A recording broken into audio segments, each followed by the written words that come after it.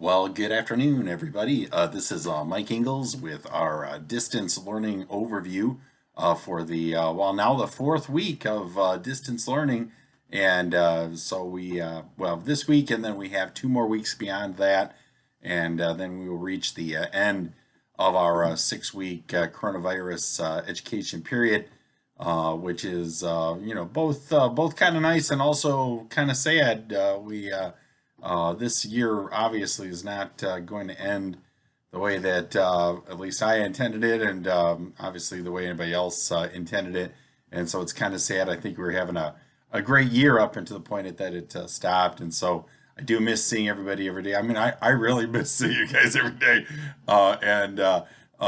There's just, there's only so much you can do in your house. But the other side of that too is that the temperatures really are starting to get warmer out there, and I know we've had my daughters, they're 6 and actually going to turn 7 this Saturday. Their birthday is this Saturday, and they've been in the kiddie pools along with their brother Jacob, and we've been doing a lot of biking around the neighborhood and walking, and so that's kind of nice. Well, not it's really nice, but obviously I would rather have school going on.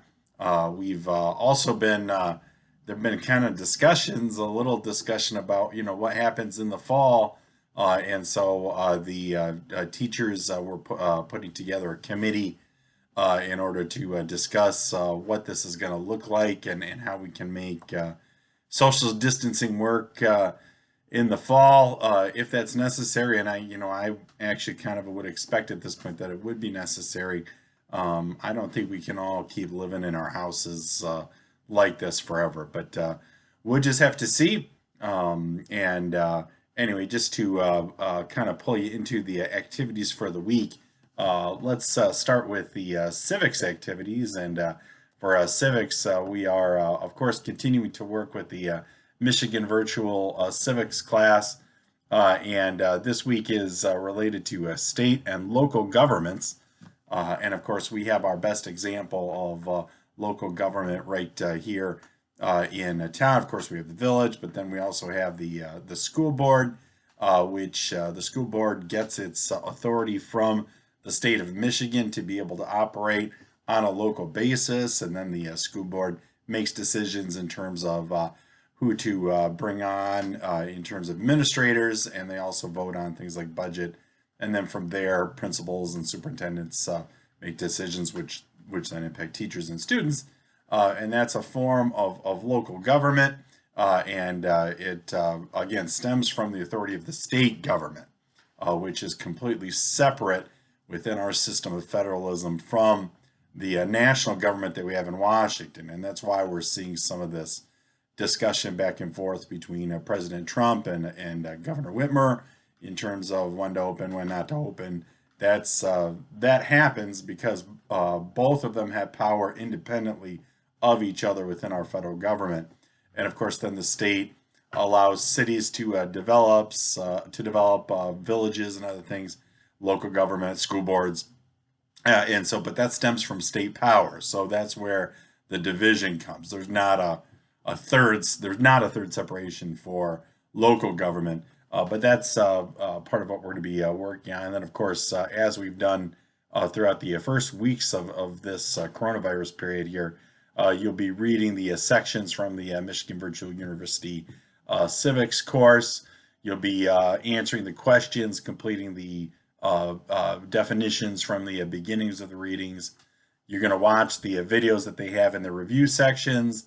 You're going to look at the PowerPoint in the review sections for each chunk of the unit, and then complete the review activity and send me the score so that I can add points as is necessary for that.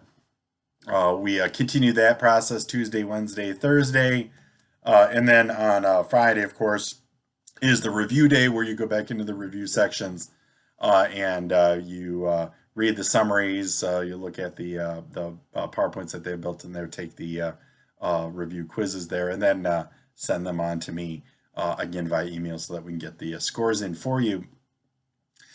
History 7, my middle school course, we are continue to work on empires.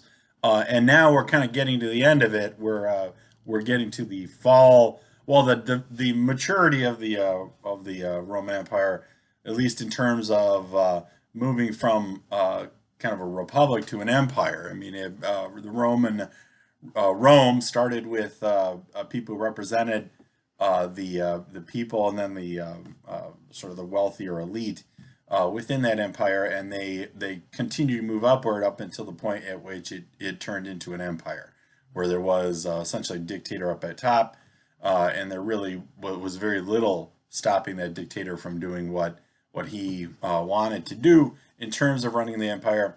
And so then we had Julius Caesar, Caesar Augustus, and these people. Then, of course, and that was very powerful and actually in some ways effective for many years. But then we reached the fall of the Roman Empire. There were many reasons for, at least many theories in terms of why the Roman Empire fell. Some people theorize that it simply got too powerful and big for itself, extended across too large of a land to be able to administer and control before the time of technology and flights, and so just the simple size caused it to be less capable of being defended. Of course, you did have the invasion from the north, from the Germanic tribes. Some other people there's been some recent interesting theories in terms of why Rome fell, and one focuses on lead poisoning. I think we know, or at least we've heard about the lead in the water in Flint, and how that dirt definitely does have an impact on the brains of kids as they grow up. And in fact, they've done studies now on the kids in Flint, and they find the lead is present within the bloodstream, and that causes things like brain damage. And some people theorize the water system in Rome was very advanced. I mean, they had aqueducts and moved things around the city, but the one thing that they weren't really very aware of was the presence of lead within their water system. And so there have been scientists who've looked into the data, and they believe that some of the Roman citizens did experience these levels of lead poisoning, which of course could have undermined the capabilities of the entire population. It's kind of a nouveau theory. I mean, it's something interesting to look at. When complex events like, say, the fall of an empire happens, those things happen for a multitude of reasons, or at least a combination of reasons. And I'm not sure if you would put so much credibility into the lead theory, but certainly there were enough things going on in an overextended empire. Some peoples from the north wanting your stuff, and then of course maybe some issues in terms of kids and thinking because of lead. But you have a number of reasons, and you're going to look at those during the course of this week. We also move into the English 10, where we're continuing to read the Red Badge of Courage. I hope that reading is going well. And we are this week going into chapters 13 through 16. And we are continuing to read summaries. We're continuing to listen to the audiobook versions of these. We're going to be looking at some kind of larger scale things like theme and motif during some of the readings here. And of course, take the quizzes and send them off to me when you get those done. So I can, again, add additional points up to people's scores. And, beyond that, Zoom sessions on Monday and Thursday at 11 a.m. Again, Zoom on Monday and Thursday. And the links are within the PowerPoints here on the Learning Hub. So you'll want to take a look at that and join me for discussion and games and things during that. Yesterday, kind of interesting experience. I ran into Congressman Walberg, Tim Walberg, at the he was at the small engine repair shop in Adrian. I was getting my lawnmower fixed, and we were chatting about the coronavirus thing, and he was saying you can't be in lockdown forever, and we will see how it goes with this. And on the more positive note, my son has been mowing the lawn for the first time. He's learned how to mow, which is kind of a dramatic moment, and So I have been kind of standing out there like the fifth wheel, watching him mow, and that's been really great to see. But anyway, I miss you guys. I hope your week went well. I hope this coming week is going to go as well. And I hope you guys did a great job for Mother's Day. Anyway, or make up for it this week. Take care, and we will see you when we see you.